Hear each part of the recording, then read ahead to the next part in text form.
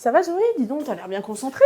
Oui, j'étais en train de lire le compte-rendu du Conseil des ministres et je me demandais combien de fois par semaine ils se réunissaient. Donc tu t'intéresses au travail gouvernemental. Attends, je t'explique.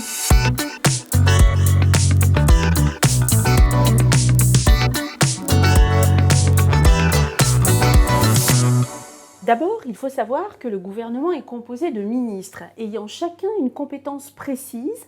Il s'agit d'un organe collégial et solidaire car chaque ministre est à la fois responsable de ses actes et responsable de la politique générale du gouvernement. Il y a les ministres à la tête de ministères comme l'Intérieur ou les armées par exemple, les ministres délégués qui s'occupent de sujets plus spécifiques pour soulager le travail d'un ministre, par exemple le ministre délégué chargé de l'égalité femmes-hommes, et puis il y a des secrétaires d'État à qui on confie des missions ministérielles, par exemple le secrétaire d'État chargé de la biodiversité. Ça fait beaucoup de monde. Qui dirige tout ça? C'est le Premier ministre, c'est le chef du gouvernement. En principe, il ne peut pas imposer de décision aux autres ministres, car il n'y a pas de hiérarchie entre les membres du gouvernement. Mais alors, quel est son rôle? Le Premier ministre coordonne l'action gouvernementale en veillant à ce que les ministres ne prennent pas d'initiative allant dans des sens opposés.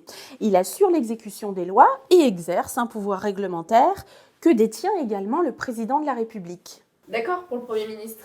Mais le gouvernement, quel est son rôle? Les missions du gouvernement et de ses membres sont inscrites dans la Constitution française. D'après l'article 20, j'ouvre les guillemets, le gouvernement détermine et conduit la politique de la nation. Je ferme les guillemets. Les ministres ont des missions administratives puisqu'ils sont responsables du fonctionnement quotidien des services publics relevant de leurs compétences. Le gouvernement s'occupe de la mise en application du programme gouvernemental et de l'élaboration de nouveaux textes de loi.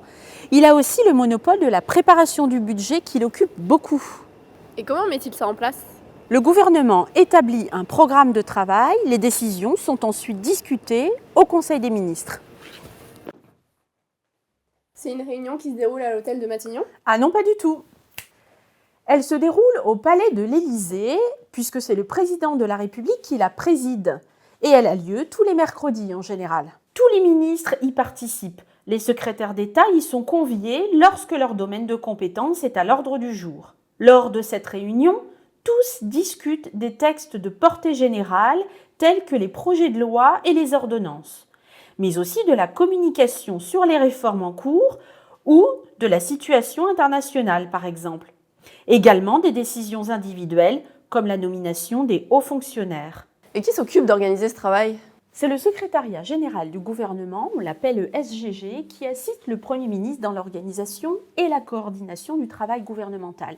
Il établit l'ordre du jour du Conseil des ministres et des différentes réunions interministérielles. Le SGG veille aussi à la publication des textes législatifs et réglementaires et assure les relations entre le gouvernement et le Parlement. Il remplit aussi une mission de conseil juridique auprès du gouvernement, notamment dans l'élaboration des projets de loi. Des projets de loi?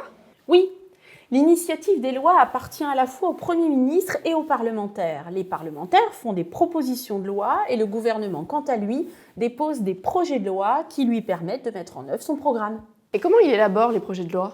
D'abord, le ministère prépare un texte grâce à des consultations et des expertises.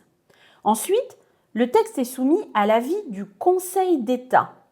Mais le gouvernement n'est pas obligé d'en tenir compte. Puis, il est présenté et adopté en Conseil des ministres. Le projet de loi est finalement transmis au bureau d'une des deux assemblées, le Sénat ou l'Assemblée nationale, pour être examiné par le Parlement. Eh ben ça y est, je suis prête pour travailler à Matignon. Salut! Attends Zoé! Bon, je crois qu'elle est partie.